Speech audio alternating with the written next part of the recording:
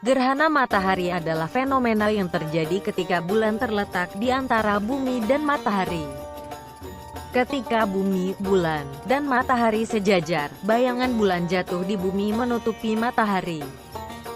Sedangkan gerhana bulan terjadi ketika bulan tertutup oleh bayangan bumi. Peristiwa ini hanya dapat terjadi ketika posisi matahari, bumi, dan bulan tepat atau hampir membentuk garis lurus dan bulan berada dalam fase bulan purnama. Dalam Islam, ketika terjadi fenomena alam baik gerhana matahari maupun gerhana bulan, dianjurkan untuk melaksanakan salat sunnah. Salat gerhana dalam bahasa Arab sering disebut dengan istilah khusuf dan juga kusuf.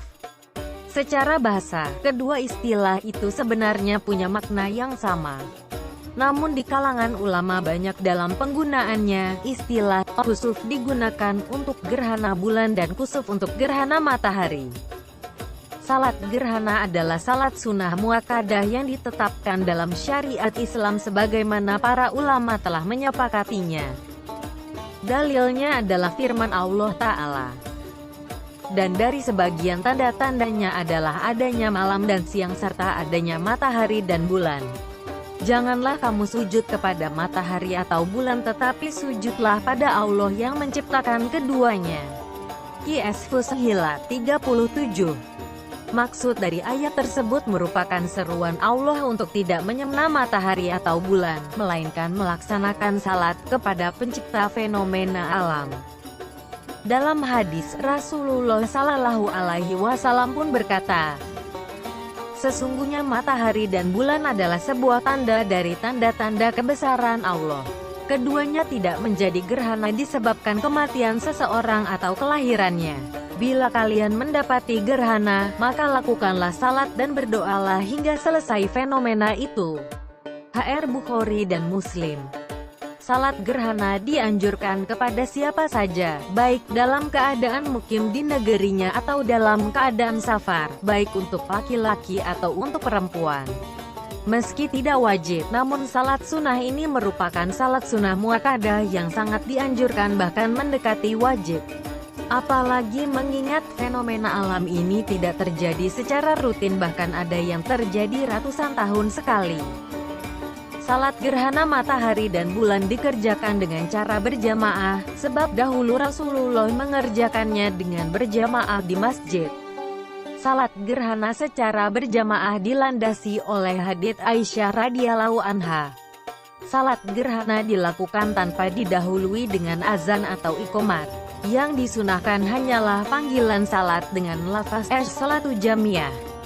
Seperti dalam hadis dari Abdullah bin Umar radhiyallahu anha, berkata bahwa Rasulullah mengutus orang yang memanggil salat dengan lafaz as-salatu jamiyah. HR muttafaqun alaihi. Namun salat ini boleh juga dilakukan dengan sir merendahkan suara, maupun dengan zahar mengeraskannya. Juga disunahkan untuk mandi sunnah sebelum melakukan salat gerhana, sebab salat ini disunahkan untuk dikerjakan dengan berjamaah. Salat ini juga dilakukan dengan khutbah menurut pendapat Asy-Syafi'i.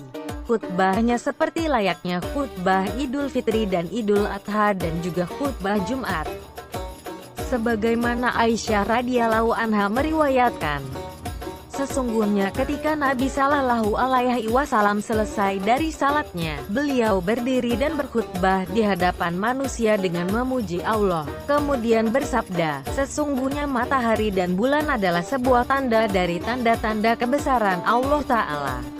Keduanya tidak menjadi gerhana disebabkan kematian seseorang atau kelahirannya.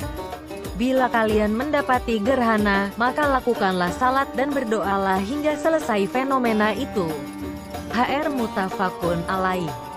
Dalam khutbah itu Rasulullah Shallallahu Alaihi Wasallam menganjurkan untuk bertaubat dari dosa serta untuk mengerjakan kebajikan dengan bersedekah, doa dan istighfar, minta ampun.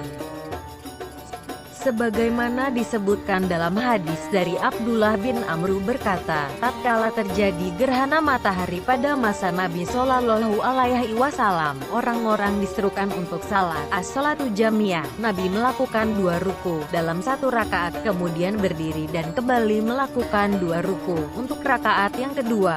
diutamakan pada rakaat pertama saat berdiri yang pertama setelah Al-Fatihah dibaca surat seperti Al-Baqarah dalam panjangnya. Sedangkan berdiri yang kedua masih pada rakaat pertama dibaca surat dengan kadar sekitar 200-an ayat, seperti Ali Imran. Sedangkan pada rakaat kedua pada berdiri yang pertama dibaca surat yang panjangnya sekitar 250-an ayat, seperti An-Nisa. Dan pada berdiri yang kedua dianjurkan membaca ayat yang panjangnya sekitar 150-an ayat seperti Al-Ma'idah. Menurut hadis dari Ibnu Abbas radhiyallahu anhu berkata, terjadi gerhana matahari dan Rasulullah Shallallahu alaihi wasallam melakukan salat gerhana. Beliau berdiri sangat panjang sekira membaca surat Al-Baqarah. Kemudian beliau ruku sangat panjang lalu berdiri lagi dengan sangat panjang namun sedikit lebih pendek dari yang pertama. Lalu ruku lagi tapi sedikit lebih pendek dari ruku yang pertama. Kemudian beliau sujud, lalu beliau berdiri lagi dengan sangat panjang namun sedikit lebih pendek dari yang pertama.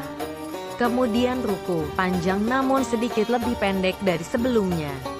Disunahkan untuk memanjangkan ruku dan sujud dengan bertasbih kepada Allah, baik pada dua ruku dan sujud rakaat pertama maupun pada dua ruku dan sujud pada rakaat kedua.